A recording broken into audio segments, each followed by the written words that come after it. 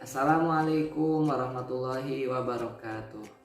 Perkenalkan, kami dari kelompok 10 mata kuliah pembelajaran berbicara semester 2 yang diampu oleh dosen Ibu Andari Nirani Prabowati STM Home akan menyampaikan 10 tips cara penyampaian pidato yang baik dan benar.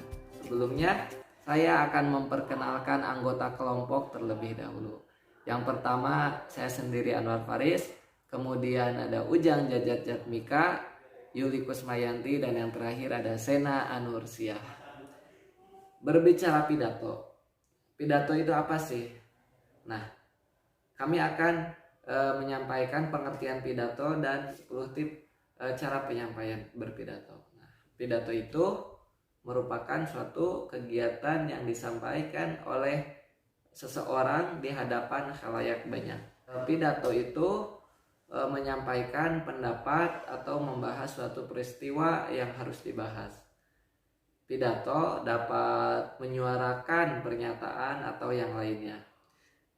Pidato juga biasanya disampaikan oleh seorang pimpinan untuk membahas suatu yang harus dibahas.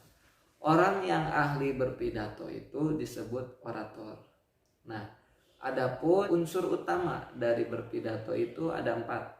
Yang pertama adalah pembicara. Jelas, berpidato harus ada pembicara. Yang kedua, materi yang disampaikan. Yang ketiga, yaitu pendengar. Maka berpidato harus ada pendengarnya, harus ada audiens. Kemudian yang terakhir ada tema kegiatan. Tema yang akan diusung dalam berpidato itu sendiri. Nah, adapun 10 tips cara penyampaian pidato yang baik dan benar. Yang pertama, memahami materi yang akan disampaikan. Sebelum membawakan sebuah pidato di depan para penonton atau para pendengar, maka kamu harus mengetahui dan memahami terlebih dahulu materi yang akan disampaikan.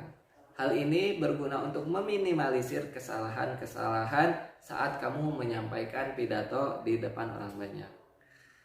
Cara agar kamu dapat memahami materi yang akan kamu bawakan saat berpidato yaitu ketahui terlebih dahulu tema apa yang akan disampaikan. Jika metode pidato yang hendak kamu bawakan adalah teknik membaca dan menghafal, maka latihan di depan cermin harus rutin kamu lakukan agar membuahkan hasil yang maksimal. Yang kedua, membacanya harus dengan tenang.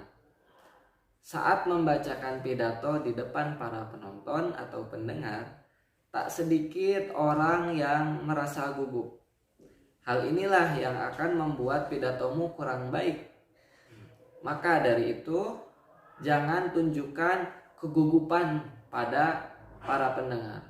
Bacalah dengan tenang dan terkontrol agar semuanya berjalan dengan lancar, agar para pendengar juga dapat menangkap apa yang kamu sampaikan. Menenangkan diri di hadapan orang banyak bukanlah hal yang mudah. Maka dari itu, hal tersebut harus sering dilatih untuk meningkatkan kepercayaan diri kamu. Jika kamu menyampaikan pidatomu dengan kondisi yang tenang, maka apa yang kamu sampaikan akan mudah diserap oleh para pendengar. Ketiga, pakai ekspresi yang tepat.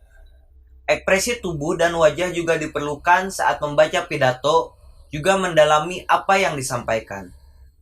Ekspresi tubuh dan mimik wajah harus sesuai dengan tema yang dibawakan. Jika pidatomu tersebut bertema tentang perjuangan, maka mimik wajah dan gerak tubuh juga harus menggambarkan semangat perjuangan agar pidatomu lebih menarik.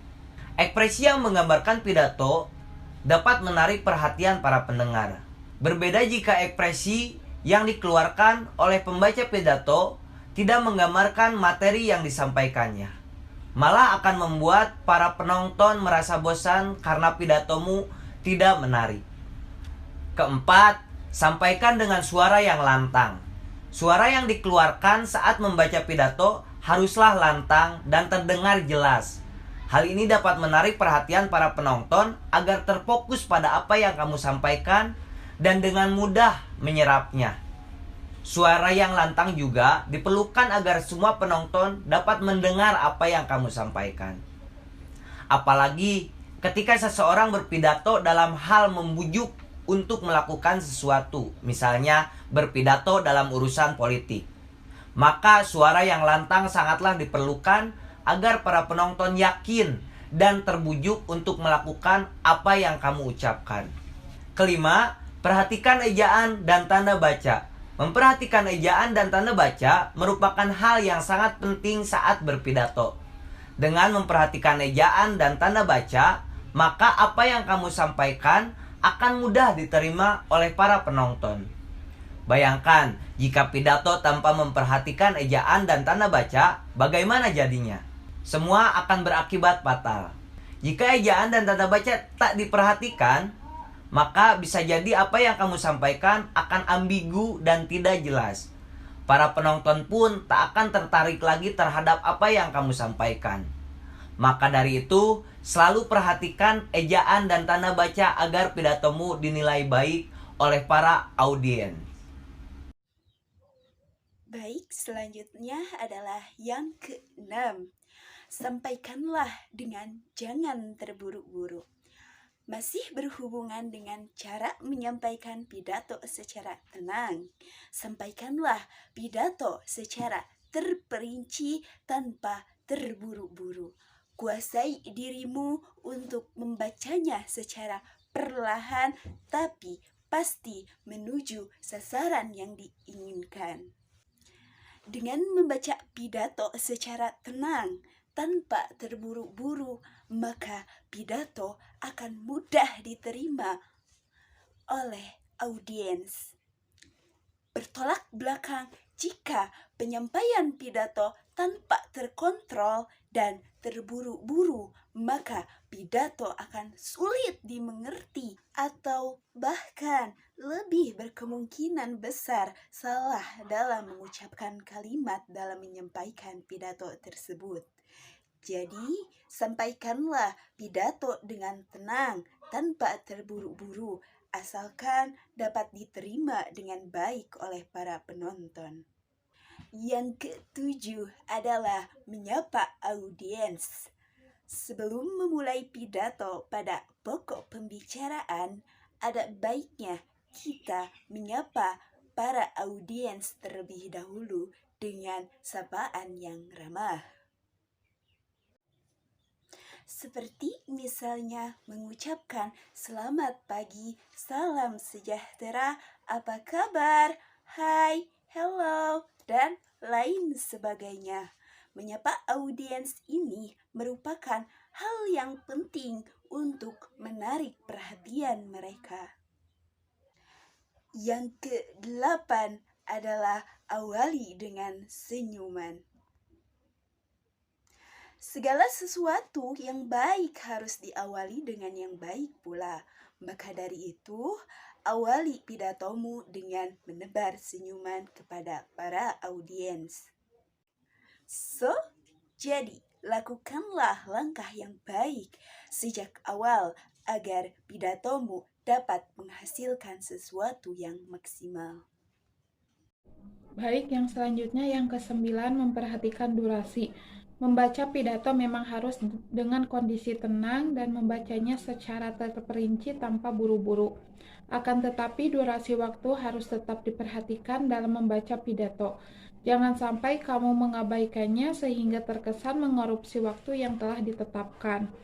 Jika kamu mengabaikan durasi waktu yang telah ditetapkan sebelumnya, hal ini akan berpengaruh terhadap penilaian para audiens karena kurangnya kedisiplinan terhadap penggunaan waktu seefisien mungkin. Jadi, selalu perhatikan waktu agar pidatomu dapat dinilai baik oleh para audiens, terutama dalam acara perlombaan membaca pidato. Yang ke-10, berdiri tegak dan berwibawa. Saat membawakan pidato, semua mata terpusat padamu. Maka dari itu, selalu tampilkan yang terbaik di depan audiens, salah satunya adalah posisi tubuh. Posisi tubuh saat melakukan pidato haruslah tegak agar terkesan berwibawa, tidak bungkuk atau tidak menampilkan posisi lainnya yang tak enak dipandang. Itu dia beberapa cara berpidato dengan baik agar apa yang kamu sampaikan mudah diterima oleh para audiens. Semoga beberapa cara berpidato dengan baik sebagaimana telah kami paparkan dapat kita terapkan dalam berpidato untuk kedepannya. Semoga informasi di atas dapat bermanfaat bagi kita semua dalam menambah serta memperdalam ilmu pengetahuan. Sekian yang kelompok kami sampaikan. Mohon maaf bila ada kesalahan. Wassalamualaikum warahmatullahi wabarakatuh.